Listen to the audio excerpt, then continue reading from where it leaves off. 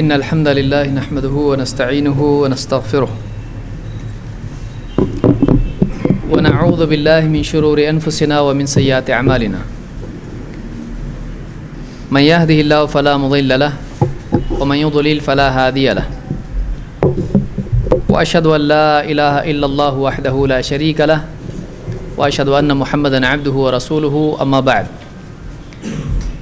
فإن خير الحديث كتاب الله وخير الهدي هدي محمد صلى الله عليه وسلم وشر الأمور محدثاتها وكل محدثة بدعة وكل بدعة ضلالة وكل ضلالة في النار.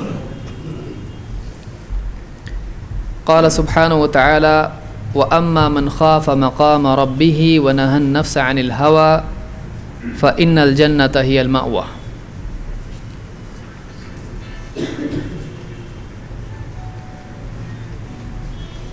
میں سمجھتا ہوں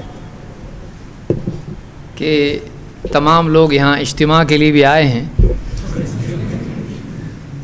اور استماع کے لیے بھی آئے ہیں. آئے جس لیے بھی ہوں لیکن یہاں آ کے اب اجتماع کا اور استماع کا ذہن بن گیا ہوگا میں سمجھتا ہوں.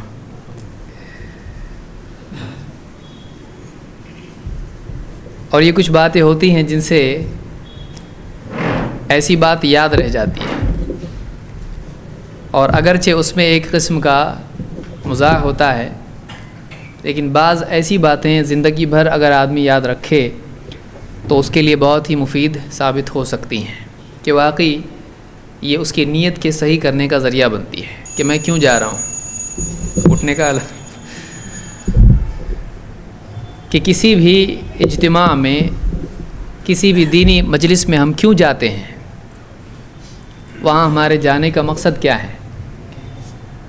اگر انسان اپنے اعمال کے مقاصد پر غور کر لے تو اعمال میں اصلاح اور ان کی ترقی بہت آسان ہو جاتی ہے. اگر ایک آدمی جو عمل وہ کرنے جا رہا ہے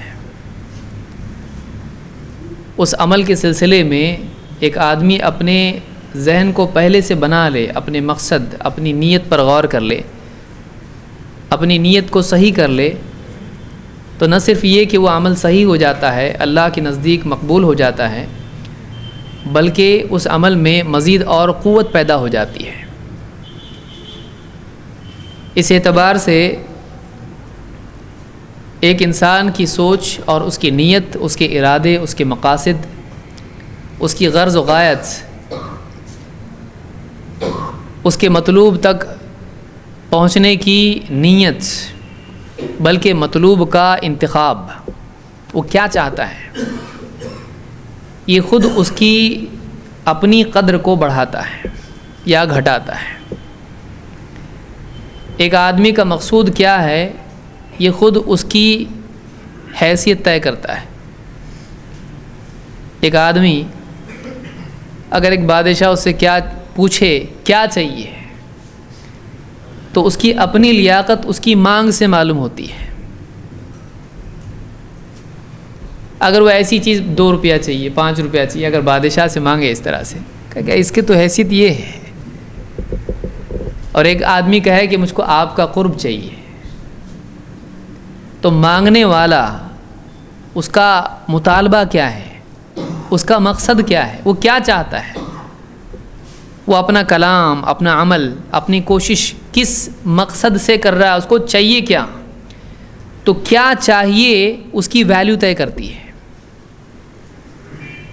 کوئی آدمی اس کی چاہت, اس کا مقصود, اس کا مطلوب, اس کی اپنی حیثیت, اس کی اوقات طے کرتی ہے. لہٰذا اسلام میں نیت کا جو مقام ہے یہ اعمال سے اوپر ہے, بلکہ اعمال نیت کی بنیاد پر اجر پاتے ہیں, مقبول یا مردود قرار پاتے ہیں. ایک آدمی کی نیت کیسی ہے, اس کی نیت کے مطابق اس کو عمل یا تو قبول ہوگا یا رد ہوگا. پھر اس کی نیت کا لیول کتنا پاورفل ہے, واقعی اس کی نیت کتنی اعلیٰ اور عمدہ ہے, اس اعتبار سے اس کے عمل کا لیول بھی بڑھ جاتا ہے.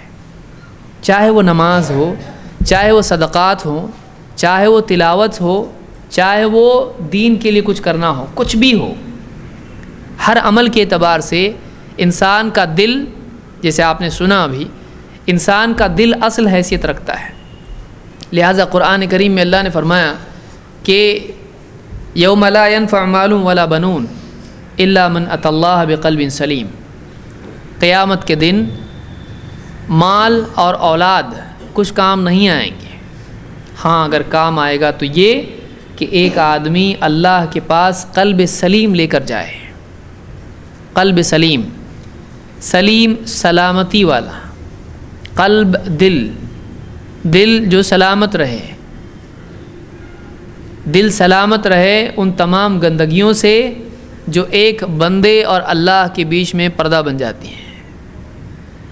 جتنی آلائشیں ہیں، جتنی بھی گندگیاں ہیں، اخلاقی، ایمانی، عملی، یہ ساری گندگیاں ایک بندے کو اللہ تعالیٰ سے دور کرتی چلی جاتی ہیں، کیونکہ اللہ پاک ہے، اللہ پاک ہے، اللہ مقدس ہے۔ اس کے اسماء آپ دیکھیں گے، وقت نہیں اتنا، میں بہت مختصر بولنا چاہ رہا ہوں۔ اللہ تعالیٰ تمام خوبیوں والا ہے، وہ تمام عیوب سے پاک ہے، اور اس نے اپنے بندوں کو پاک رہنے کا حکم دیا ہے، ظاہری طور پر بھی اور باطنی طور پر بھی، باہر سے بھی اندر سے بھی۔ لہٰذا ہم نماز پڑھتے ہیں، ہم طہارت کی حالت میں حدث سے پاک ہو کر وضو اور غسل وغیرہ ساری چیزیں جو نماز کے لیے پاکی چاہیے، ہم نماز پڑھتے ہیں۔ اور یہ ظاہری پاکی کے ساتھ باطنی پاکی بھی ضروری ہے۔ ان اللہ یحب التوابین و یحب المتطہرین، اللہ تعالیٰ توبہ کرنے والوں سے محبت کرتا ہے، توبہ کرنے والوں کو پسند کرتا ہے۔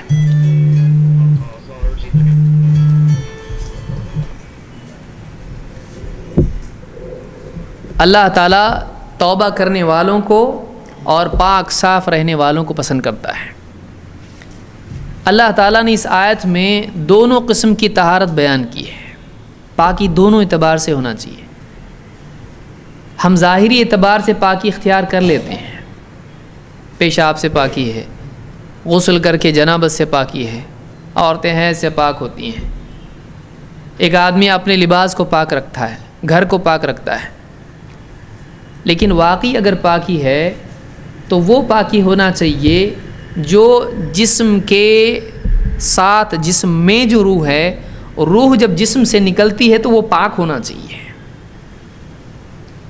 اسی لیے آپ دیکھیں گے کہ جب روح نکالی جاتی ہے تو فرشتے کہتے ہیں ایک پاک روح، یا اللہ نے قرآن کریم میں جیسے فرمایا یا ایتھا النفس المطمئنہ، اطمینان والی روح، اس کے اندر کوئی گندگی اس اعتبار سے نہیں ہے کہ اس میں شک نہیں ہے، اس میں انکار نہیں ہے، اس میں اللہ کے حکم سے بغاوت نہیں ہے، اللہ کی تقدیر پر ناراضگی اس میں نہیں ہے، اللہ کی شریعت سے فرار کا اس کے اندر جذبہ نہیں ہے، ارادہ نہیں ہے، اس کے اندر اللہ تعالیٰ کے حکموں کی پابندی کا جذبہ ہے، اس میں اللہ کے فیصلوں پر رضا ہے۔ تکلیف دی اللہ تو نے، تیری مرضی، تیرا کوئی فیصلہ غلط نہیں ہوتا ہے، تو رب العالمین ہے، تو جو کچھ کرتا ہے صحیح کرتا ہے، تیرے فیصلے میں حکمت ہوتی ہے، عدل ہوتا ہے، رحمت ہوتی ہے، تیرا فیصلہ میرے حق میں خیر ہے۔ اس کے اندر اللہ کے سلسلے میں کوئی بغاوت، شکایت، نافرمانی کا، شریعت توڑنے کا جذبہ نہ ہو، اس کے دل میں مخلوق کے لیے خرابی نہ ہو، ظلم کا، جبر کا، اور اس طرح سے تمام وہ آلائشیں جو آدمی کی روح کو ناپاک کرتی ہیں، گندا کرتی ہیں۔ اصل پاکی یہ ہے، اور یہ جو گندگیاں ہیں یہ آدمی کے دل پر جمع ہوتی چلی جاتی ہیں۔ ایک گناہ آپ یہاں کیا، آپ نے یہاں کیا، اس کی گندگی آپ کے دل پہ جمع ہو جاتی ہے، ایک کے بعد ایک کے بعد ایک گناہوں کی گندگی دل پر جمع ہوتی چلی جاتی ہے، یہاں تک کہ دل ایک دم کالا ہو جاتا ہے۔ اس دھبے کو، اس گندگی کو دھونے والی چیز اللہ کی طرف رجوع ہے، بندے کا اپنے قلب و عمل سے، اپنے قول و عمل سے اللہ کی طرف پلٹنا. فَفِرُّوا إِلَى اللَّهِ. اللہ نے کیا فرمایا؟ اللہ کی طرف لپکو، اللہ کی طرف دوڑو. یہ جو اللہ کی طرف لوٹنا اور دوڑنا ہے، اللہ کی طرف پلٹنا ہے، طاعت کے ذریعے سے، قبول کے ذریعے سے، یقین کے ذریعے سے، توکل کے ذریعے سے، محبت کے ذریعے سے، اللہ کے خوف اس کو ذریعہ بناتے ہوئے، ان کیفیات کے ساتھ اللہ کی طرف بندے کا پلٹنا، یہ اس کو پاک کرتا ہے. اس کو توبہ کہتے ہیں. توبہ کیا ہے؟ میں غلط ہوں کا اعتراف، اور مجھ کو غلط نہیں ہونا چاہیے اس کا اعتراف، اور میں اب غلط نہیں رہوں گا اس کا ارادہ. میں نے بہت برا کیا اس کا احساس. توبہ کیا ہے؟ اللہ معاف کر دے، ختم. توبہ ہے کہ بندے کا احساس، اللہ میں نے بہت غلط کیا، میں نے نہیں کرنا چاہیے تھا ایسا، اور یہ غلط ہے، اب میں نہیں کروں گا. یہ ساری چیز توبہ ہے. توبہ آدمی کو پاک کرتی ہے. اسی لیے اللہ نے قرآن کریم میں کیا فرمایا؟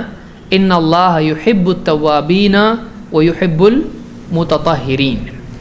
دو قسم کی پاکی اللہ نے جمع کر دی ہے، ظاہری اور باطنی، کہ اللہ تعالیٰ توبہ کرنے والوں کو پسند کرتا ہے جو توبہ کے ذریعے سے اپنے اندر کو پاک کر لیتے ہیں، اور اللہ تعالیٰ طہارت کا اہتمام کرنے والے جو ظاہری اعتبار سے جسم، کپڑے اور ہر قسم کی گندگی سے اپنے آپ کو پاک کرتے رہتے ہیں، اللہ ان کو پسند کرتا ہے. دیکھیے، آپ مستقل پاک رہیں ایسا نہیں ہو سکتا ہے.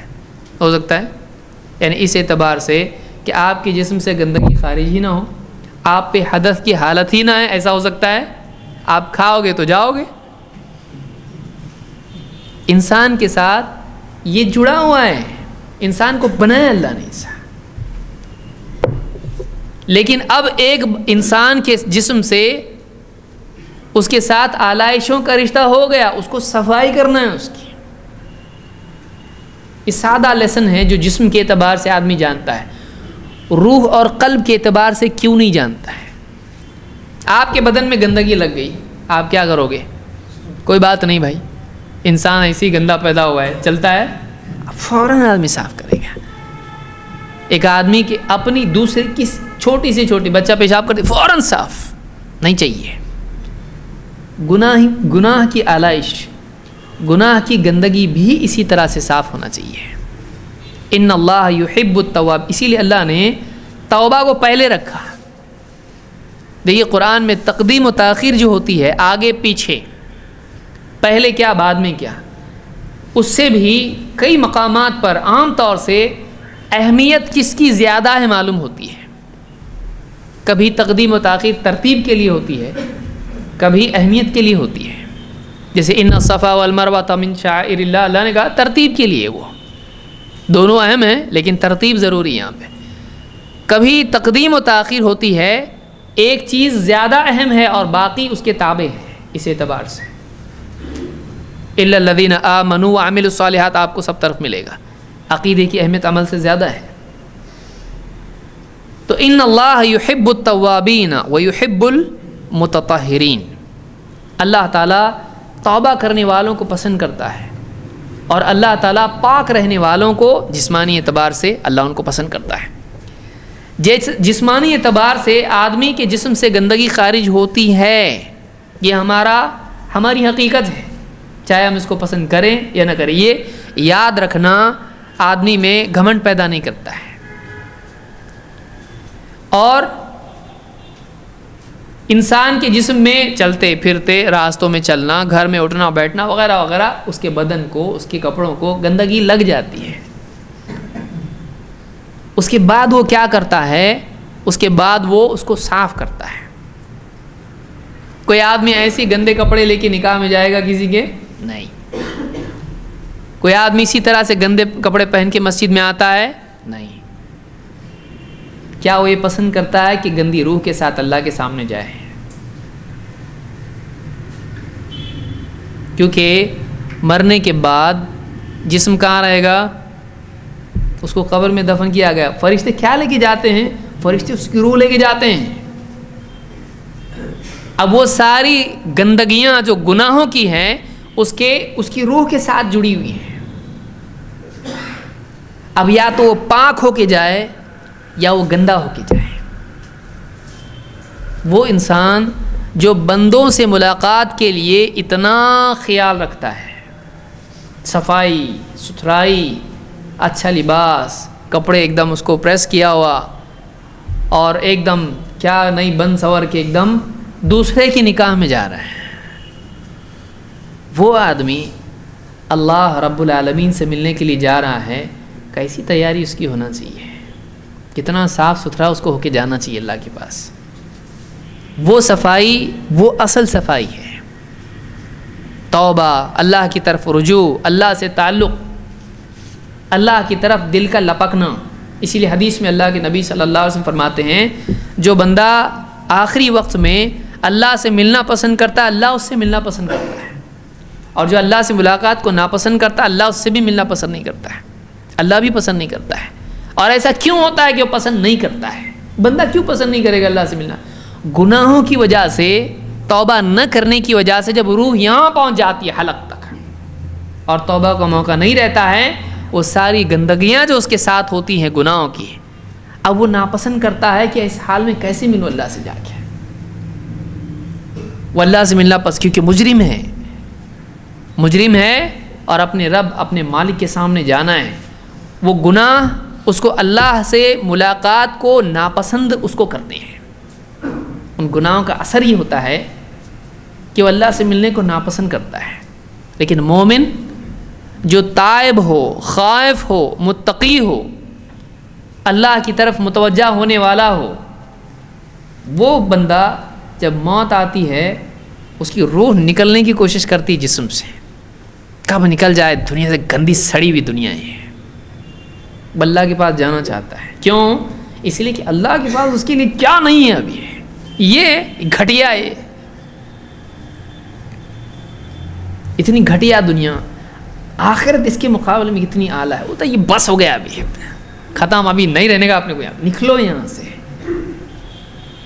لیکن جس کا دل دنیا میں اٹکا ہوا ہو، جس کے دل میں ایمان کی رونق نہ ہو، جس کے دل میں آخرت کا استحضار نہ ہو، جو آخرت کی نعمتوں سے لذت کا اپنے دل میں احساس رکھتا نہ ہو، دنیا ہی دنیا ہے اس کے سامنے، جس کا دل یہاں کی لذتوں میں پھنسا ہوا ہے، اس کی روح ادھیڑ کے نکالی جاتی ہے۔ ویسی جو یہاں پھنسا ہوا ہے اس کو نکالنا پڑے گا جب یہاں سے تکلیف ہوگی کہ نہیں ہوگی۔ جتنا یہاں پھنسا ہوا ہوتا ہے دنیا میں اتنا نکلنے میں تکلیف ہوتی ہے اس کو، کیونکہ وہ دنیا چھوڑنا نہیں چاہتا ہے، ایک تو دنیا کی لذتوں کی وجہ سے، اور دوسرا احساس جرم کی وجہ سے،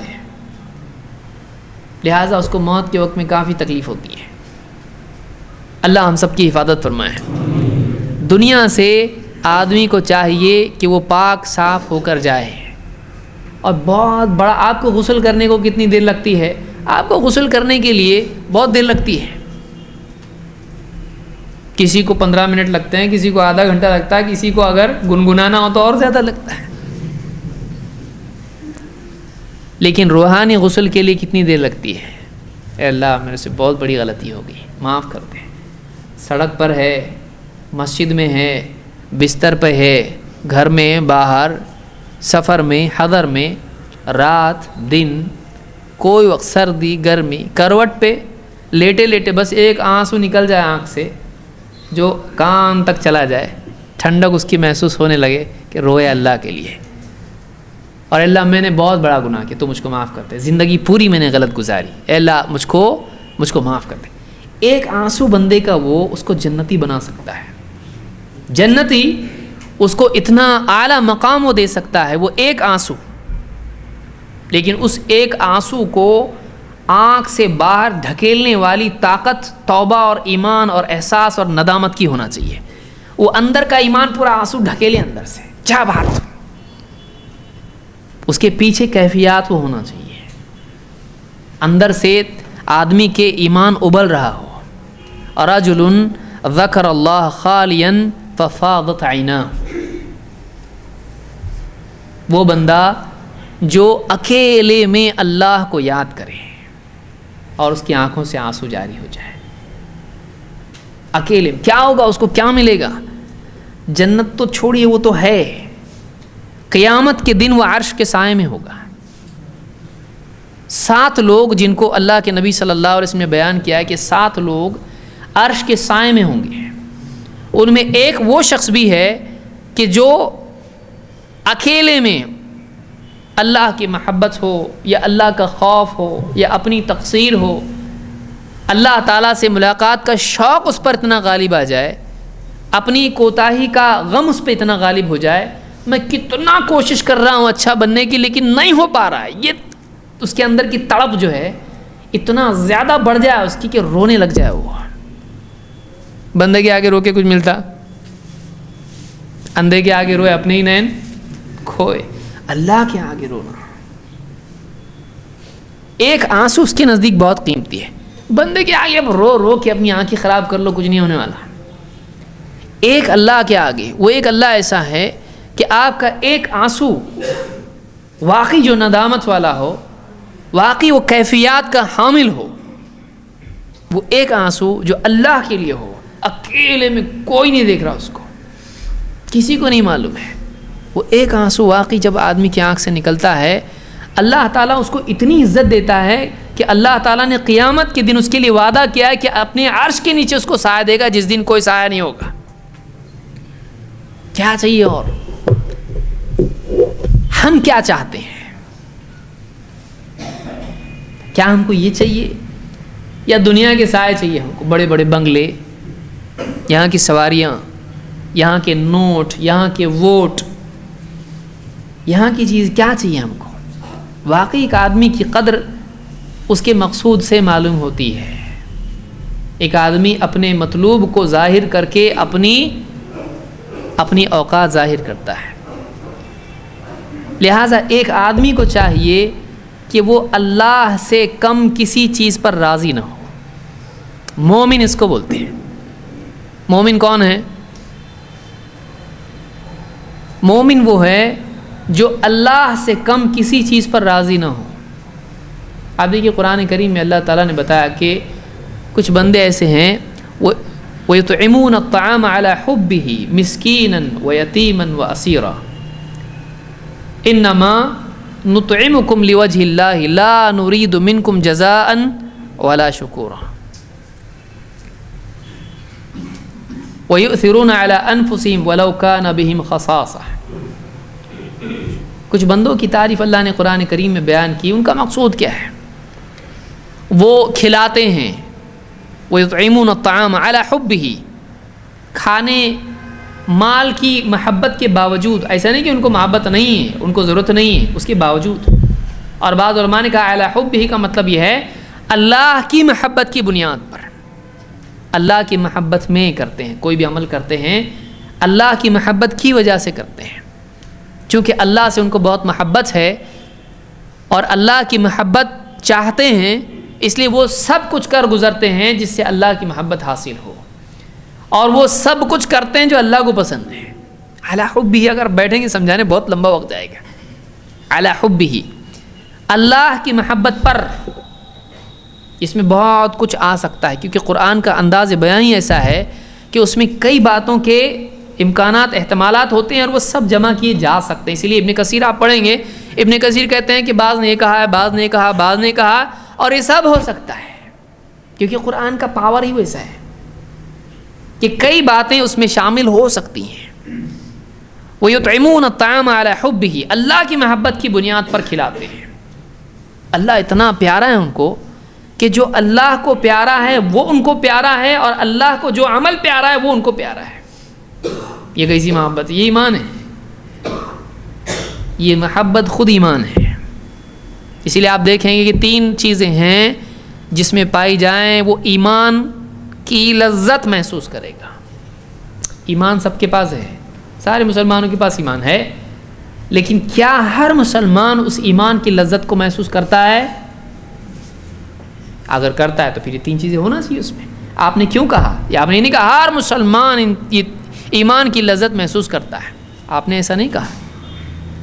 امام البخاری کا باب بھی آپ دیکھیں، اللہ کے نبی صلی اللہ علیہ وسلم فرماتے 3 چیزیں ہیں، 3 چیزیں جس میں ہوں وہ ایمان کی محبت محسوس کرے، ایمان کی لذت محسوس کرے. حلاوت وجد بہن میں اشارہ ہے اس طرف، کس طرف؟ کہ ان 3 چیزوں کی بنیاد پر وہ ایمان کی حلاوت محسوس کرے گا. کیا ہے وہ؟ ایک، اللہ اور اس کا رسول سب سے زیادہ اس کو محبوب ہو، مال دولت عہدہ رشتہ دار یہ وہ اول فول، سب سے زیادہ اللہ اور اس کا رسول. اللہ اور اس کے رسول کے مقابلے میں اس کے دل میں کسی اور کو ترجیح دینے کا خیال بھی نہیں ہے. واقعی یہ کمال ایمان ہے، بلکہ خیال آئے تو گھبرا جائے. وہ اگر دل میں اللہ اور اس کے رسول کے مقابلے میں کسی کی ترجیح برابری، اللہ کے برابر کسی سے محبت کرنا شرک ہے، اسلام سے باہر. والذین آمنوا اشد حبا للہ، ایمان والے، اللہ نے کہا ایمان والے تو وہ ہیں جو اللہ سے سب سے شدید محبت کرتے ہیں. اللہ کے مقابلے میں تو زیادہ تو چھوڑیے، اللہ کے برابر کسی کو نہیں مانتے. ہو ان کے دلوں میں محبت اللہ کے لیے اتنی ہے، وہ محبت کسی اور کے لیے ہو ہی نہیں سکتی ہے. تو پہلی چیز ایمان کی لذت محسوس کرنے کی کیا ہے؟ کہ اللہ اور اس کا رسول ان کے ماں سوا سے زیادہ محبوب ہو. 2، اگر کسی سے محبت رکھے بھی تو سوال یہ پیدا ہوتا ہے کہ پھر ٹھیک ہے اللہ اور اس کے رسول سے محبت، ماں باپ سے، بیوی بچوں سے، اولاد سے اور دوسری چیزوں سے محبت رکھے یا نہیں، اللہ کے سوا محبت رکھے، لیکن ان محبتوں کی بنیاد کیا ہے؟ رشتہ داری بنیاد ہے، مال و دولت بنیاد ہے، کچھ آنا ہے، گاہک اور تاجر کا معاملہ، یہ بڑا مجھ کو پیارا ہے، کیوں؟ یہ کچھ خریدنے آ رہا ہے، اس لیے کہ اس سے کچھ ملنے والا ہے تو بڑا محبوب ہے، یا ملتا ہے تو بڑا محبوب ہے. نہیں، لین دین پانے کھونے کی بنیاد پہ محبت نہیں، یہ سب گھٹیا محبتیں، یہ بنیے کی محبت ہے، مومن کی نہیں ہے. مومن کی محبت کیسی؟ بے غرض، اس میں مقصود اللہ ہو، کہ مخلوق کی محبت کا مقصود بھی خالق کی محبت ہو، مخلوق کی محبت کی بنیاد بھی خالق کی محبت ہو. کسی سے محبت کرے اللہ کی بنیاد پر محبت کرے، کلمے کی بنیاد پر، ایمان کی بنیاد پر، دین کی بنیاد پر، اللہ اور اس سے رسول سے تعلق کی بنیاد پر. اور 3، کفر کی طرف لوٹنا اس کو اتنا زیادہ ناپسند ہو جیسے آگ میں پھینکا جانا اس کو ناپسند ہے. کسی سے کہیں آئیے آپ کو آگ میں پھینکتے ہیں، آئیں گے آپ؟ دونوں ہاتھ پاؤں پکڑیں گے تو چلائے گا بچاؤ بچاؤ، اور پوری طاقت لگائے گا، کاٹے گا اگر ہاتھ پاؤں پکڑے ہوئے ہیں تو، ہے کہ نہیں؟ کاٹے گا نہیں، کاٹیں گے آپ لوگ، ہم سب. کوئی پکڑ کے آگ میں ڈالنا شروع کرے کیا کریں گے؟ کفر کی طرف، کفر کے راستے کی طرف، کفر کے وسائل کی طرف جانے کو اتنا ناپسند کرے جیسے آگ میں پھینکے جانے کو. یعنی اس کو احساس ایسا ہو کہ جیسے آگ میں ڈالے جانے سے رونگٹے کھڑے ہو جاتے ہیں، آگ میں جانا کتنا بھیانک ہے، کفر کا خیال ہی اس کو ایسا ہونے لگے. یہ 3 چیزیں جس میں پائی جائیں، یہ 3 چیزیں جس میں ہوں، اللہ کے نبی صلی اللہ علیہ وسلم فرماتے ہیں وجد بہن حلاوت الایمان، وہ ان 3 چیزوں کی بنیاد پر ایمان کی محبت، ایمان کی حلاوت محسوس کرے گا. حلاوت کس کو بولتے ہیں؟ مٹھاس. معلوم ہوا کہ ایمان میں بھی لذت ہے، اور وہ آخرت میں محسوس ہوتی ہے دنیا میں، کیونکہ عمل دنیا میں کر رہا ہے تو اس کی لذت بھی دنیا میں محسوس ہوتی ہے. معلوم ہوا ایمان دنیا میں بھی اجر دیتا ہے. ایمان کا نتیجہ دنیا میں اندر کے سکون سے محسوس ہوتا ہے. لذت محسوس ہوتی ایمان کی اس کو. لیکن یہ سب کو محسوس ہوتی ہے نہیں. جس کی زندگی میں ایمان اس لیول کو پہنچ چکا ہو, جس کی زندگی میں دینی غیرت اور اللہ کی رضا کے تابع ہونا, بے نفسی اس میں اتنی غالب آ چکی ہو, اس کے مزاج میں مقصود اللہ کا مقصود ہو. سوچئے اس کے نزدیک مقصود کیا ہو؟ جو اللہ کا مقصود ہے. اللہ جو بندے سے چاہتا ہے وہ وہی چاہنے لگے. اللہ کی چاہت اس کے قلب و عمل میں نافذ ہونے لگے.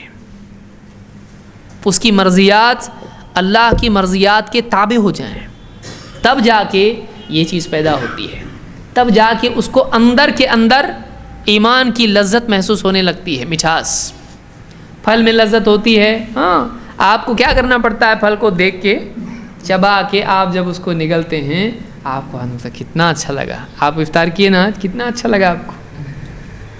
آدمی جب بھوکا ہوتا ہے اس کے بعد کچھ کھاتا ہے اور کھائی ہوئی چیز لذت والی ہو, نور علی نور, آنکھ میں بھی نور آ جاتا ہے, ایک دم سب صحیح دکھائی دینے لگتا ہے. لذت محسوس ہوتی ہے پھل کی. لیکن اگر ایک آدمی بیمار ہے, اس کو آپ مٹھائی دو, پھل دو, کڑوا لگ رہا. ارے کڑوا نہیں ہے, تیرا منہ کڑوا ہے. پھل کڑوا نہیں ہے, تیرا منہ کڑوا ہے. کیوں؟ بیماری تیرے جسم میں اتنی زیادہ سرایت کر چکی ہے کہ اس کا اثر تیری زبان پر آ چکا ہے. بیماری کا اثر انسان کی زبان پہ آ گیا ہے. وہ جگہ جو پھل کی, غذا کی لذت کے حاصل کرنے کی یا لذت اٹھانے کی ہے, بیماری کا اثر زبان تک آ گیا ہے. اس لیے تجھ کو پھل لذیذ ہے, ہم کو کتنا اچھا لگ رہا, پھل میٹھا لگ رہا نا, کتنا, میرے کو نہیں لگ رہا. تو بازو بیٹھا ہوا کھاتا کہ نہیں دوا خانے میں؟ وہ تو میں تو اتنا سب نہیں کھا سکتا. کھا, تو کھا. جو بازو میں رہتا دوا خانے میں, اس کے نگہبان, اس کا, تو یہ تو بیمار ہے, تو مت کھا, میں کھاتا. گھر سے ڈبہ نہیں آیا, یہ کیا ہے, کھا. تو لذت اس کو محسوس ہوتی, اس کو نہیں. کیوں؟ پھل لذیذ ہے, لیکن اس کو لذت محسوس ہو رہی, اس کو نہیں. کیوں؟ اس لیے کہ پھل کی لذت اپنی جگہ قائم ہے, لیکن لذت حاصل کرنے والوں کا حال الگ ہے. ویسے ہی دل میں ایمان کی لذت محسوس نہیں ہوتی ہے. کیوں؟ ایمان میں لذت نہیں ہے. ایمان میں بہت لذت ہے. بیماری کہاں جاتی ہے؟ دل میں آ جاتی ہے. وہ مقام جو ایمان کی لذت محسوس کرنے والا ہے, اس مقام میں بیماری اتنی زیادہ ہو جاتی ہے کہ پھر وہ سن ہو جاتا ہے, پھر ایمان کی حلاوت محسوس نہیں ہوتی. ابن حجر نے بات کہی ہے فتح الباری میں کہ آدمی جیسے بیمار ہو جاتا ہے تو غذا کے لذیذ ہونے کے باوجود اس کی مٹھاس انسان کو محسوس نہیں ہوتی ہے. لہٰذا جب آدمی ایمانی اعتبار سے, دینی اعتبار سے جب بیمار ہو جاتا ہے, گناہوں کی بیماری جب اس پر اتنی آ جاتی ہے, تو اتنا معاملہ اس کا بگڑ جاتا ہے کہ پھر ایمان کی حلاوت اس کو محسوس نہیں ہوتی ہے. لہٰذا اپنے دلوں کو پاک کرنا چاہیے, اپنی بیماری کا علاج کرنا چاہیے, تاکہ ہم کو ایمان کی لذت محسوس ہو. اور ایمان کی لذت اتنی اعلیٰ لذت ہے کہ دنیا کی لذتیں اس کے سامنے ہیچ ہو جاتی ہیں. وَيُطْعِمُونَ الطَّعَامَ عَلَى حُبِّهِ, اللہ کی محبت سے. تین چیزیں ہیں نا اللہ کے نزدیک بڑی پیاری ہیں, اور یہ آدمی ایمان کی لذت محسوس کرے گا. اللہ کی محبت کی بنیاد پر وہ کھلاتے ہیں. کس کو؟ مسکیناً و یتیماً و اسیرا. مسکین کو, مسکین جو خود بدلے میں کچھ دے نہیں سکتا ہے, یتیم کوئی ہے نہیں اس کا کہ اس کا کچھ بھرپائی کرے, اس کو اس کے بدلے میں کچھ اجر دے, اور اسیر قیدی کہ اس کے پاس اپنے لیے کچھ ہے نہیں چھڑانے کے لیے, تو کسی کو کیا دے گا. وہ جس کے پاس کچھ نہیں ہے اس کو دیتے ہیں. تو یہ تاجرانہ مزاج نہیں ہے, بنی والا اخلاق نہیں ہے. ملتا ہو تو دیں گے, نہیں, یک طرفہ, ون سائیڈڈ. کس کی محبت میں؟ اللہ کی محبت میں. وَيُطْعِمُونَ الطَّعَامَ عَلَى حُبِّهِ مِسْكِينًا وَيَتِيمًا وَأَسِيرًا، اور وہ جب دیتے ہیں تو ان کا حال کیا ہوتا ہے، ان کی قلبی حالت کیا ہوتی ہے، وہ اپنے زبان حال سے اللہ کی طرف متوجہ ہو کے کیا کہہ رہے ہوتے ہیں، انما نطعمکم لوجہ اللہ لا نرید منکم جزاء ولا شکورا،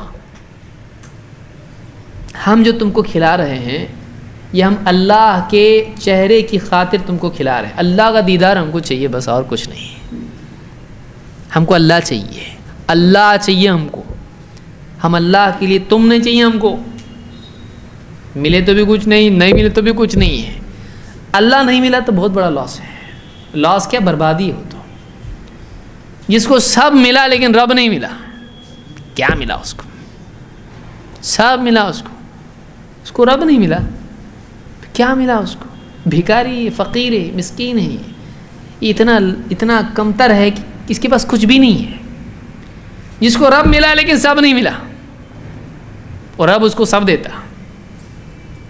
اللہ کے نبی صلی اللہ علیہ وسلم، صحابہ آپ دیکھیں کیا تھا ان کے پاس، کچھ بھی نہیں تھا ان کے پاس، تمہارے گھر میں گئے تو دیکھا رونے لگے نا، کیا ہے گھر میں، کچھ بھی نہیں ہے، خود حضرت عمر کا حال کیا ہے، 13 پیبند لگے ہوئے ہیں، خطبہ دینے کے لیے کھڑے ہوئے ممبر کے اوپر، تاوی کہتے ہیں میں نے دیکھا، گنا 1 2 3 4 5 13 پیبند لگے ہوئے جبے کے اندر، 13 اور ایک چمڑے کا، کیا ہے ان کے پاس، کچھ نہیں، ان کے پاس سب نہیں، ان کے پاس کیا ہے، اسی لیے جب گئے فلسطین گئے، جب مسجد اقصیٰ کی جب مسلمانوں کے قبضے میں آ رہی تھی، حضرت عمر نے ایک مرتبہ کہا، ہاتھ سے اوپر اشارہ کیا اور کہا کہ دیکھتے ہو یہاں پہ فیصلہ وہاں سے ہوتا ہے، ان الامر من ہا ہونا، وہ اللہ سے جڑے ہوئے ہیں، اللہ ان کے حق میں فیصلے کرتا تھا، ساری زمین مخالف لیکن اللہ ان کے حق میں فیصلے کرتا تھا، کیوں، ان کے پاس سب نہیں ہے، نہ دنیا ہے نہ حکومت، کچھ بھی نہیں ان کے پاس، صحابہ کو پہننے کو کپڑے نہیں، حضرت ابو ہریرہ رضی اللہ عنہ بیان کرتے ہیں میں نے 70 سے زیادہ صحابہ ایسے دیکھے ہیں اہل صفہ میں سے، جن کے پاس چادریں ایسی تنگ ہوتی تھیں کہ ایسے اپنے گلے میں باندھے رہتے تھے کہ بالکل یہاں تک ہوتی تھی، مشکل سے گھٹنے چھپتے تھے، اور انہیں ڈر رہتا تھا کہ کہیں وہ کھل نہ جائے اور ان کا جسم دکھائی نہ دے، اتنے تنگی کے حالات، اتنی تنگی کے حالات۔ عورتوں سے کہا جاتا تھا نماز میں کہ مردوں سے پہلے سر نہ اٹھائیں سجدے میں، سجدے سے سر اٹھانا، عورتیں پہلے کیا ہوتا تھا، مسجد میں عورتیں آتی تھیں، مرد بھی آتے تھے، مردوں کی صف آگے، عورتوں کی صف پیچھے، عورتوں سے کہا جاتا تھا تھوڑا رک کے سر اٹھانا سجدے سے، جلدی نہیں کرنا، کیوں، مردوں کے پاس لباس اتنا نہیں تھا، اتنی تنگی، لیکن اللہ تعالیٰ نے، انہوں نے اللہ کو راضی کیا، انہوں نے اللہ سے اپنا رشتہ صحیح کیا، ان کا مقصود اللہ تھا، حکومتیں آئیں، جیسے آپ منزل کی طرف چل رہے ہیں، راستہ آپ کے قدموں میں ہوتا ہے، آپ پتھر یہ اس کو پلانگتے ہوئے نکل جاتے، حکومتیں ان کی جوتیوں میں آئیں، ان کا مقصد حکومتیں نہیں تھا، وہ جوتیوں میں آئی ان کی، ان کو رونتے ہوئے آگے نکل گئے، ان کا مقصود اللہ تھا، ان کا مقصد اللہ تھا، اسی لیے آخری وقت میں حضرت عمر رضی اللہ تعالیٰ عنہ، اللہ کے نبی صلی اللہ علیہ وسلم آخری وقت دیکھیے کیا ہے، حضرت عمر رضی اللہ تعالیٰ بے ہوش پڑے ہیں اور بیٹا جگا رہا ہے، نماز نماز، ہاں اٹھ کے فوراً، ہاں نماز نماز، اس آدمی کا دین میں کوئی حصہ نہیں جو نماز کا اہتمام نہ کرے، آخر تک اللہ، نماز پڑھ رہے ہیں حضرت عمر رضی اللہ تعالیٰ عنہ، جسم سے خون رس رہا ہے، اللہ نہیں چھوٹنا چاہیے، سر چھوٹا چلے گا، اللہ نہیں چھوٹنا چاہیے، اللہ کے رسول صلی اللہ علیہ وسلم آخری وقت ہے، حضرت عائشہ کی ٹھوڈی اور سینے کے بیچ میں سر ہے، اور اشارہ کر رہے الرفیق الاعلی، الرفیق الاعلی، مقصود اللہ ہے، شروع سے آخر تک مومن کا مقصود اللہ ہونا چاہیے، اس کی عزت اس میں ہے، جو کمتر پر راضی ہو جائے اللہ کے مقابلے میں وہ کمتر ہے، جو اللہ ہی پر راضی ہو سکتا ہے، اللہ کے سوا نہیں، ہم کو اللہ ہی چاہیے، ہم کو اللہ چاہیے، ہم کو یہ وہ دے کے نہیں چلے گا، ہم کو اللہ چاہیے، یہ خود اعلیٰ ہے، آدمی کے اعلیٰ ہونے کی علامت یہ ہے کہ وہ اعلیٰ کو چاہتا ہے، اسی لیے سجدے میں سب سے قرب کی جگہ ہے۔ سجدہ اللہ سے سب سے قریب ہے، اس میں آدمی زبان سے کیا بول رہا ہے؟ سبحان ربی الاعلیٰ، اس میں اللہ کو یاد کر رہا ہو، میرا رب جو سب سے اعلیٰ ہے، پاک ہے وہ ذات، تمام خوبیوں والا، سب سے اعلیٰ۔ مقصود اس کا ہر حال میں اللہ ہونا چاہیے۔ اس لیے ابن قیم رحمۃ اللہ علیہ فرماتے ہیں قیمت المرء ہمتہ، کتنا چھوٹا جملہ ہے، کیا ہے اس کے اندر؟ قیمت المرء ہمتہ، ایک آدمی کی قیمت اس کے مقصود سے معلوم ہوتی ہے کہ کیا چاہتے، تیرے کو کیا چاہیے۔ جب منہ کھولتا ہے تو سمجھ میں آتا ہے کہ اس کی اوقات کیا ہے، کیا چاہیے اس کو۔ مومن کی زبان سے مقصود کیا ہونا چاہیے؟ انما نطعمکم لوجہ اللہ لا نرید منکم جزاء ولا شکورا، ہم تم سے جزا نہیں چاہتے، بدلہ نہیں چاہتے، ہم شکریہ بھی نہیں چاہتے، نہ مادی نفع چاہتے ہیں کہ کچھ دو بدلے میں، نہ زبانی شکریہ چاہتے ہیں، ہم کو کچھ بھی نہیں چاہیے۔ تو مقصود مطلوب مخلوق نہ ہو بلکہ کون ہو؟ خالق ہو، اللہ رب العالمین ہو۔ ایک آدمی کا مقصود اللہ ہونا چاہیے، اس کے سوا اور کوئی نہیں۔ ابن قیم رحمۃ اللہ علیہ فرماتے ہیں للعبد رب هو ملاقيه وبيت هو ساكنه فينبغي له أن يسترضي ربه قبل لقائه ويعمر بيته قبل انتقاله إليه۔ اپنی کتاب الفوائد میں کہتے ہیں کہ بندے کا ایک رب ہے جس سے اس کو ایک دن ملنا ہی ملنا ہے، اور ایک گھر ہے جس میں اس کو رہنا ہے کہ نہیں؟ اچھا گھر ہے یا برا گھر ہے؟ اور ایک رب ہے، قیامت کے دن تو ملنا ہی ملنا ہے اللہ سے، بھاگ نہیں سکتا ہے، اس کو اللہ سے ملاقات کرنا ہی ہے۔ تو کہتے ہیں کہ بندے کا ایک رب ہے جس سے اس کو ملنا ہی ملنا ہے، اور ایک گھر ہے جس میں اس کو رہنا ہے۔ تو کہتے ہیں بندے کے لیے مناسب یہی ہے کہ وہ اس کی ملاقات سے پہلے اس کو راضی کر لے۔ اللہ سے ملنا ہے نا، ملنا تو ہے ہی، بھاگنا تو ہے نہیں، کدھر بھاگ سکتا ہے اللہ سے؟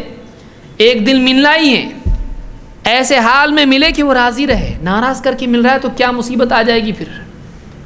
ایسے حال میں ملنا چاہیے کہ وہ راضی ہو، یعنی مرنے سے پہلے، اس کے ملنے سے پہلے اس کو راضی کر لیں۔ دیکھ موقع ملا ہے تجھ کو اس کو راضی کرنے کا، ٹائم نکل جائے گا۔ اگر وہ راضی نہیں ہوا اور پھر تو اس سے ملا، سزا دے گا۔ بندے کو چاہیے کہ اس سے ملنے سے پہلے اس کو راضی کر لے۔ وَيُعَمِّرْ بَيْتَهُ قَبْلَ انتقاله إِلَيْهِ، اور اپنے گھر کو اچھی طرح سے بسا لے، سجا لے اس کی طرف جانے سے پہلے۔ یہاں جو آدمی عمل کرتا ہے اس عمل کے، اس زندگی کے مطابق وہاں اس کی جنت بنتی ہے، وہاں اس کا گھر بنتا ہے۔ اچھا عمل، برا عمل، جیسا یہاں وہ جیتا ہے وہاں اس لیول کی زندگی اس کو وہاں ملے گی۔ تو یہاں رہ کے اپنا سب سیٹ کر، وہاں پہ وقت ضائع مت کر۔ کہتے ہیں اضاعۃ الوقت اشد من الموت لأن اضاعۃ الوقت تقطعك عن اللہ والدار الآخرہ والموت يقطعك عن الدنیا۔ کہتے ہیں وقت کا برباد کرنا، زندگی جو ملی ہے، موقع جو ملا ہے، اس کا برباد کرنا موت سے زیادہ سنگین ہے، موت سے زیادہ خطرناک ہے۔ موت اتنی خطرناک نہیں ہے، آپ سوچیں گے ایسا کیسا بول رہی ہے۔ کہتے ہیں کہ وقت کا ضائع کرنا، جو زندگی میں جو وقت ملا ہے، اب کوئی آدمی لاجیکلی سوچے گا تو بولے گا ایسا کیسا ہوتا، موت پوری زندگی ختم ہو رہی اور تھوڑا وقت کوئی آدمی ضائع کر رہا، پوری زندگی تھوڑی ختم ہو رہی۔ تو کہہ رہے نہیں، ابن قیم کیا کہہ رہے ہیں؟ ابن قیم کہتے ہیں ایسا نہیں ہے، معاملہ الٹا ہے۔ وقت جو ملا ہے اس وقت کا ضائع کرنا، غلط چیزوں میں اس کو لگانا، ایسی چیزوں میں لگانا جو اللہ سے تعلق نہیں رکھتی ہیں، برباد کرنا اس کو۔ وقت کا ضائع کرنا موت سے بھی زیادہ ڈینجر ہے، موت سے زیادہ خطرناک ہے، زیادہ سنگین ہے۔ اشد من الموت، کیوں؟ آپ بولیں وجہ کیا ہے اس کی، ایسا کیسا ہوتا ہے؟ کہتے ہیں کہ وقت کا ضائع کرنا تجھ کو اللہ سے کاٹتا ہے، آخرت سے کاٹتا ہے، لیکن موت تجھ کو صرف دنیا سے کاٹتی ہے۔ موت آئے گی کیا ہوگا؟ دنیا سے کٹ گئے، دنیا سے دور ہو گئے۔ لیکن زندگی کا برباد کرنا، غلط کاموں میں لگانا کس سے دور کرتا ہے؟ اللہ سے، آخرت سے، جنت سے دور کرتا ہے۔ تو کہتے وقت کا ضائع کرنا یہ آدمی کو اللہ اور آخرت سے دور کرتا ہے، جنت سے دور کرتا ہے۔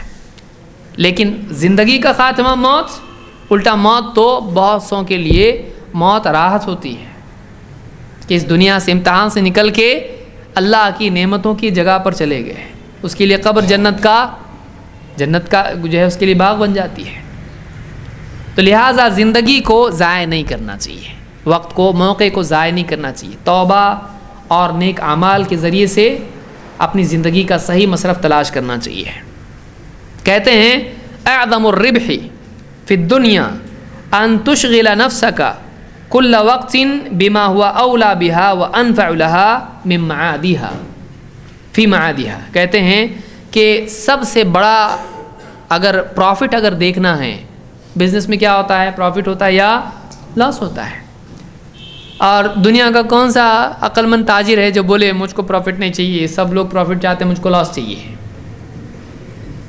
ایسا کوئی تاجر آپ کو ملا؟ ایسا تاجر کوئی ایک آدمی، مٹی بیچنے والا تاجر ایسا ملا آپ کو؟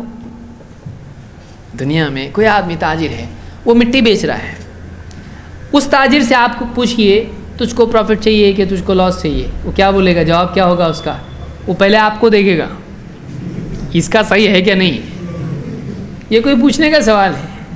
پروفٹ چاہیے کہ لاس چاہیے؟ کوئی تجارت میں پاگل ہوں جو تجارت کر رہا ہوں؟ بولے نہیں، میں اس لیے پوچھ رہا ہوں کیونکہ تم مٹی بیچ رہا ہے۔ ارے مٹی بیچو یا کچھ بھی بیچو، تاجر کیا چاہتا ہے؟ پروفٹ۔ یہ یونیورسل رول ہے، یہ گولڈن رول ہے، اس میں کوئی چینج نہیں ہوگا۔ اور اپنی زندگی کی تجارت کرنے والا کیا چاہتا ہے؟ اللہ نے زندگی دی ہے، اس کی تجارت نہیں ہے۔ ان اللہ اشترى من المؤمنین انفسهم واموالهم بان لهم الجنہ۔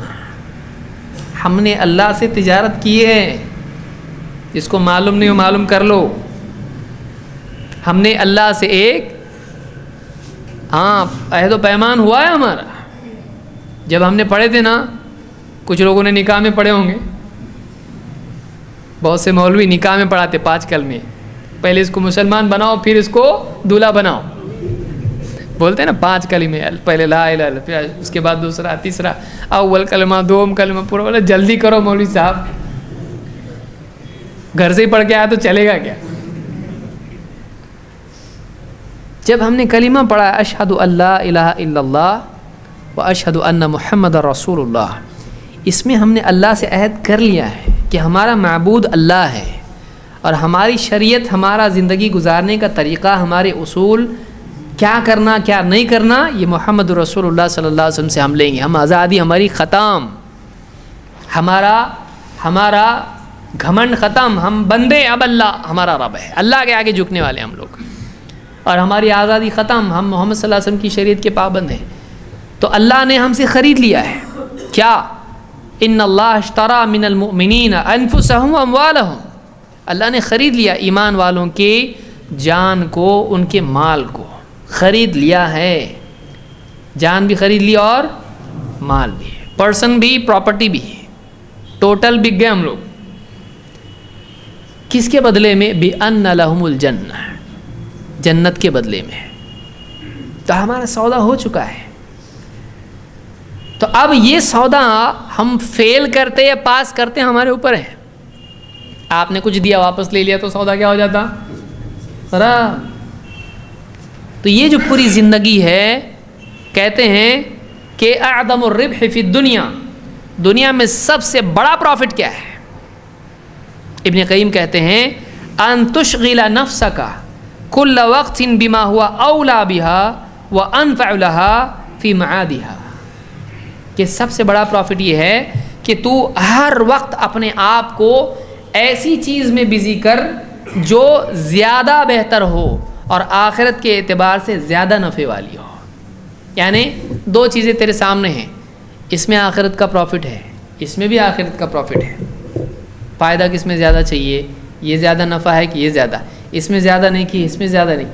ہر وقت تیرا حال یہ ہونا چاہیے کہ تو اپنا انویسٹمنٹ صحیح کر.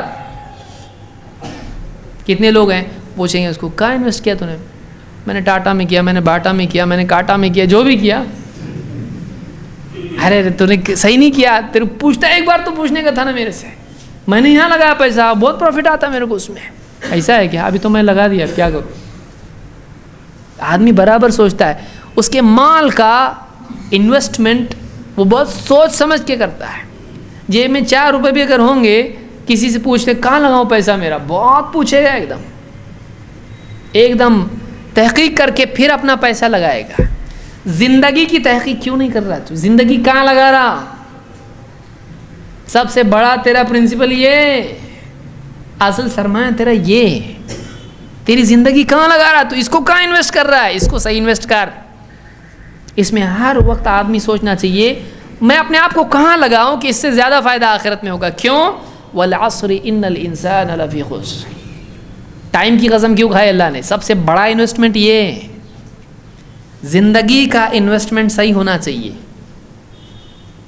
کیونکہ قیامت کے دن سوالات میں سے ابن آدم کے قدم 5 سوال ان کے جواب دینے تک ہٹیں گے.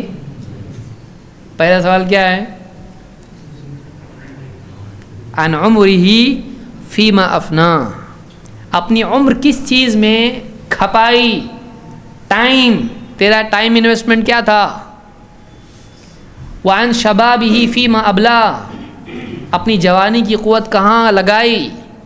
ہیلتھ، اس کا انویسٹمنٹ کدھر تھا تیرا؟ وعن مالہ من این اکتسبہ وفیما انفقہ. اپنا مال کہاں سے کمایا؟ تو اپنے ایفرٹس کا انویسٹمنٹ کہاں تھا تیرا؟ حلال طریقے میں تھا حرام میں؟ تیری کوششیں حلال میں لگی کہ حرام میں؟ وفیما انفقہ. اور پھر مال جب آیا تو مال کو کہاں لگایا تو نے؟ وعن علمہ ماذا عمل فیہ. یا تو نے جو علم حاصل کیا اس کو جو ہے کہاں، علم پر کتنا عمل کیا، علم کا کیا انویسٹمنٹ کیا تو نے؟ یعنی علم کے مطابق زندگی بنایا کہ نہیں بنایا؟ علم پر تیرا کیا معاملہ تھا؟ علم کے بارے میں تیرا کیا اصول تھا؟ 5 سوالات میں زندگی کے بارے میں پہلا سوال ہے تیری زندگی کہاں لگائی تو نے؟ یہ جو زندگی کیا ہے؟ زندگی سال ہے 2011 12 13، ٹھیک ہے 2011 12 کیا ہے؟ جنوری فروری مروری یا جو بھی ہے، اور اس کے اندر پھر دن ہیں، ہفتے ہیں، ٹائم ہے، منٹ سے جو بھی نکل رہا ہے ایک ایک کر کے. یہ کہاں لگا رہے ہیں ہم لوگ؟ ہم سے پوچھا جائے گا تو نے کہاں لگایا؟ یہ وقت تیرا کہاں لگا ہے؟ سب سے عقل مند آدمی کون ہے؟ ہمارے دن کے دن نکل جا رہے ہیں. نہ ایمان کے اعتبار سے ترقی ہے کہ کل جو میرا ایمان کا مقام تھا، جو اللہ سے محبت تھی، بڑی کہ نہیں؟ نعمتیں بڑی اور محبت نہیں بڑی؟ شرم آنا چاہیے. کل جتنی نعمتیں اللہ کی لیا تھا کل تک، آج نعمتیں بڑی یا نہیں بڑی؟ اللہ نے آج اور نعمتیں دیا تو تیرا شکر بھی بڑھنا چاہیے تھا نا، تیری محبت بھی بڑھنا چاہیے تھا. نعمتیں لینے میں تو رک رہا نہیں اور شکر دینے میں رک رہا، ایسا کیوں؟ تیری محبت بھی تو بڑھنا چاہیے، دل میں شکر بھی تو بڑھنا چاہیے، اللہ کی عظمت بھی تو بڑھنا چاہیے. تیرا تجربہ بڑھ رہا ہے تو اللہ سے قرب کیوں نہیں مل رہا ہے تجھ کو؟ اللہ کا خوف کیوں نہیں آ رہا زندگی میں تیری؟ دنیا میں زلزلے آ رہے ہیں، طوفان آ رہے ہیں، تیرا ڈر کیوں نہیں بڑھ رہا اللہ کا؟ عبرت کیوں نہیں بڑھ رہی؟ تجربہ کیوں نہیں بڑھ رہا؟ اللہ کے بارے میں تیرا علم کیوں نہیں بڑھ رہا؟ تیری زندگی میں تیری عمر بڑھ رہی ہے، تیرا بڑھاپا قریب آ رہا ہے، تیری موت قریب آ رہی ہے، قبر قریب آ رہی ہے، فرشتے انتظار میں ہیں، ملک الموت انتظار میں ہیں، وقت اس کا آ رہا ہے، حکم ملے گا جا کے لے آؤں گا اس کو، میں کسی کی نہیں سنوں گا. بیوی روئے گی روئے، بچے بلک بلک کے روئیں گے، مجھ کو کیا مطلب ہے؟ اللہ کا حکم ہے، لانا ہے، ختم، جانا ہے اس کو. اور یہاں کا رونا، گھر والوں کا رونا اس کی مغفرت میں دخل دیتا ہے. گھر والے بہت روئے، کیا ہوا؟ جنت میں جائے گا؟ نہیں، بلکہ بعض اوقات ان کے رونے سے اس کو عذاب ہوتا ہے اگر اس نے شریعت سکھایا نہیں ہے تو. جب وہ چلا کے روتے ہیں تو اگر دین اس نے نہیں سکھایا ہے، تلقین نہیں کی ہے، اس لیے بہت سارے صحابہ آخری وقت میں کہتے تھے مجھ پر چلا کے رونا نہیں، دل آنکھوں سے آنسو بہنا الگ بات ہے، چلا کے رونا نہیں، میرے آگے آگ نہ جائے، یوں نہ ہو. آخری وقت میں صحابہ بولتے تھے ان کے رونے سے اس کی جنت بننے والی نہیں ہے. اور چھوٹے بچے ہیں، بیوی ابھی 1 سال ہی ہوا نکاح کے لیے، نکاح ہو گیا 1 سال ہوا، اب ایک بچہ ہے، گود میں بچہ ہے، وہ بھی اس سے ملک الموت رکتا نہیں ہے. اس کے لیے وہ کافی سبب نہیں ہے رکنے کے لیے، نہ اللہ اس کے لیے رکتا ہے، اس کا وقت ہے، نکل جائے گا. وہ بڑھاپا، جوانی، بچپن، ماں کے پیٹ میں بچہ مرتا ہے، اللہ جب حکم دے گا موت آنے والی ہے. یہ جو ملا ہوا ٹائم ہے غنیمت ہے. کسی کو آج کا دن ملا ہے، کل نہیں ملنے والا ہے. آپ بتائیے دنیا میں کتنے لوگ ہیں جن کو کل ملنے والا نہیں ہے. سوچیے اگر ان میں سے ہم ہوں تو کبھی سوچتے ایسا ہم لوگ کل تو میں رہوں گا نا، کل تو میں رہوں گا. نہیں معلوم کس کو ہے رہوں گا، کیونکہ جتنے نہیں رہے ان کو بھی معلوم تھا کہ ہم کل رہنے والے ہیں. آج سوچئے کہ آج جو سورج نکلا ہے، کتنے لوگ اس امید سے اپنے گھروں سے نکلے تھے کہ شام کو بیوی نے کہا تھا دیکھیے شام کو آتے وقت میں یہ لے آنا، یہ لانا، وہ لانا. بچے نے کہا تھا میرے لیے یہ لے کر آؤ. وہ گھر پہ کچھ لے کے نہیں گئے، لوگ ان کو لے کے گئے. ان کا جنازہ ہوا کہ نہیں ہوا؟ کتنے دنیا کا کون سا ملک ہے جس میں واقعہ نہیں ہوا ہے؟ کون سا ملک ہے جس میں ایسا نہیں ہوا؟ جتنے لوگ جیتے ہیں ان میں سے ہر یہ سمجھ کے چلتا ہے کہ میں کل رہوں گا، لیکن بہت افسوس ہوتا ہے کہ وہ نہیں رہتا ہے. ہم بھی ان میں سے اگر رہے تو فائدہ کیا ہے؟ کہ جس کو معلوم ہے، جس کو موت کے پار معلوم ہے، وہ پھر بے ہوش جیے، بے فکر جیے، فائدہ کیا ہے زندگی کا؟ اس سارے علم کا فائدہ کیا ہے؟ اس سارے ایمان کا فائدہ کیا ہے جب ایک آدمی کو واقعی اللہ سے جوڑتا نہیں ہے، واقعی اس کو آخرت کی طرف لے جاتا نہیں ہے؟ اس ساری معلومات کا کیا فائدہ پھر؟ ایک آدمی کو چاہیے کہ وہ اپنی زندگی کا صحیح مصرف تلاش کرے. میرا 1 منٹ بھی غلط نہیں جانا چاہیے. کیوں؟ اس لیے کہ اگر 1 منٹ فرعون کو ملتا جنتی بنتا کہ نہیں بنتا؟ اگر پہلے ہی 1 منٹ پہلے عذاب دیکھ لینے سے پہلے توبہ کر لیتا تو اللہ معاف نہیں کرتا اس کو؟ اللہ سب کو معاف کرتا ہے. لیکن اس نے کب توبہ کیا؟ سب دیکھنے کے بعد. الآن اب نہیں، سب دیکھنے کے بعد نہیں.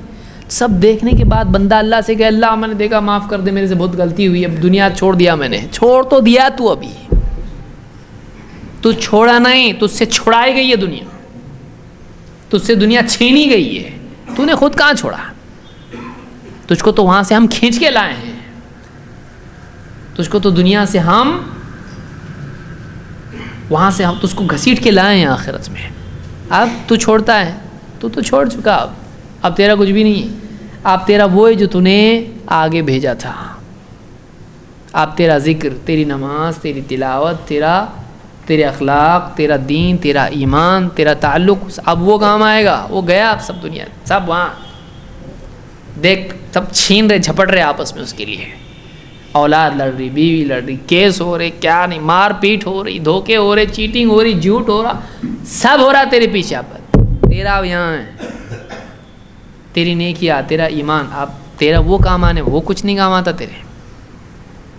ہمارا انویسٹمنٹ ہماری اپنی زندگی ہے، ہماری اپنی صلاحیتیں ہیں، ہمارا علم، ہمارا عمل. ایک حدیث کسی کو معلوم ہے، کسی کی زندگی ایک حدیث بدل سکتی ہے. ابھی کچھ دن پہلے، 2-4 دن پہلے، ہمارے ایک بھائی ہوں گے میرے خیال سے یہاں پہ، وہ کچھ خواتین جا رہی تھیں، درگاہ پہ جا رہی تھیں. وہ کہاں سے پکڑ، میں پوچھا، مجھ سے ملا بھی نہیں اب تک. میں وہ پکڑ کے لائے ان کو، گھر پہ آئے، وہ بیٹھے. اب جاننا پہچان، میں تو سمجھا معلوم نہیں کون ہے یہ لوگ، کیا ہے، کیونکہ کیسے کیسے لوگ آتے ہیں، ڈینجر لوگ آتے ہیں. تو گھر میں نے اہلیہ سے کہا جب بات کرو ان سے، دیکھو کیا. وہ بھی سوچی کیا ہے، کیا ہو رہا ہے. یہ آ کے بیٹھی، 2-4 بات ہوئی. بولے ہم کو بہت اچھا کہ تم لوگوں نے بتایا، ہم کو کچھ بھی معلوم نہیں تھا. اور جمعرات کو آئے تھے میرے خیال سے وہ. اور اس کے بعد اگلے دن جمعہ میں عورتوں کا درس ہوتا ہے، وہ اس میں بھی آئے. 2 بول بعض اوقات ہم سوچتے ہیں تو معلوم ہوگا اس کو، معلوم ہوگا تو بول کے تو دیکھ اس کو. بعض اوقات معلوم ہوتا ہے لیکن احساس نہیں ہوتا ہے، یہ یاد رکھیے ہمیشہ. کبھی کبھی احساس کا ٹائمنگ ہوتا ہے. معلوم اس وقت میں بولا جائے جب احساس ہے. اب دیکھیے بھوک ہے مثال کے طور پر، آپ کو بھوک نہیں، کتنا بھی آپ کے منہ میں ٹھوسے کچھ فائدہ ہے، لیکن بھوک ہے اور آپ کے سامنے کھانا آ جائے اس کی لذت معلوم ہوتی ہے آپ کو، ہے یا نہیں؟ کہ بھوک کی حالت میں سالن کی ضرورت ہوتی ہے، روٹی آنے تو بعد میں سالن پکنے میں دیر ہے، اللہ روٹی لا، بوٹی مت لا، روٹی لا، بھوک لگی، میری بھوک کا ہی سالن کافی ہے میرے لیے. کبھی بھوک کے اوقات ہوتے ہیں، کبھی آدمی کے دل میں طلب کے اوقات ہوتے ہیں، اس وقت اس کو علمی غذا دی جائے اس کا فائدہ بہت زیادہ ہوتا ہے. حالانکہ بعض اوقات وہی بات اس کو معلوم ہوتی ہے لیکن کوئی دھکا دینے والا چاہیے ہوتا ہے. ہم کیا کرتے ہیں؟ ہم سست پڑے ہوئے ہیں، مردار پڑے ہوئے ہیں، ہم کام نہیں کرتے ہیں. باہر دور کی بات، گھروں میں کام نہیں کرتے ہیں، رشتہ داروں میں، دوست احباب میں کام نہیں کرتے. کام کرنے کی ضرورت ہے. معلوم نہیں ہمارے ایک جملے سے کس کی زندگی بدل جائے اور اس پر ہم کو کیا اجر ملے. اور بیچارہ وہ آدمی جو جہنم کی طرف جا رہا تھا، آپ کے ایک جملے سے اگر جنت کی طرف جاتا ہے، اس سے زیادہ اچھا آپ کیا کر سکتے ہیں؟ ایک آدمی ہے، اس کو دورہ پڑ رہا ہے اور آپ کے سامنے دوا رکھی ہوئی ہے، آپ اس کو دے سکتے ہیں، اس کو کھلانے سے صحیح ہو جائے گا وہ. اور آپ بیٹھے ہوئے ہیں، اس کے گھر والے آئیں گے اس کو دیں گے، میرا کام تھوڑی ہے. آپ کیا کر رہے ہیں؟ اللہ کے یہاں پوچھ ہو سکتی ہے. اپنی زندگی کا صحیح مصرف تلاش کرنا، زندگی اس سے زیادہ اعلیٰ ہے کہ اللہ اور آخرت سے کم تر چیز میں اس کو صرف کیا جائے. اس جملے کو یاد رکھیے. زندگی بہت قیمتی ہے، جس چیز میں ہم اس کو لگا رہے ہیں وہ گھٹیا ہے، اور واقعی جس چیز میں لگانا چاہیے اللہ اور آخرت سے کم تر میں نہیں لگانا چاہیے زندگی کو. اور دنیا میں بھی لگانا ہے تو اللہ کی وجہ سے لگانا ہے. اللہ نے ہم کو دنیا حرام کیا ہے، کھاؤ مت پیو مت، ہے ایسا؟ کھاؤ پیو، وَكُلُوا وَاشْرَبُوا وَلَا تُسْرِفُوا. کھاؤ پیو، حد پار مت کرو، حد پار مت کرو کسی بھی چیز میں. لہٰذا زندگی کو غنیمت جانے. جو لوگ آج دنیا میں مر گئے ان کی توبہ کا موقع چھن گیا. ہمارا باقی ہے، ہمارا باقی ابھی بھی ہے. ابھی بھی ہم کو ٹائم ہے کہ ہم توبہ کریں، اللہ سے اللہ کی طرف رجوع کریں. کتنے لوگ دنیا سے چلے گئے، نیکیاں اتنی نہیں تھیں ان کی جتنے گناہ ہیں. ہمارا اب بھی موقع باقی ہے، ہم نیکیوں کو بڑھا سکتے ہیں. اللہ تعالی ہم کو زندگی کا صحیح مقصد اپنانے کی اور اس کے مطابق اپنے آپ کو کھپانے کی توفیق عطا فرمائیں. اقول قولی ھذا واستغفر اللہ لی ولکم.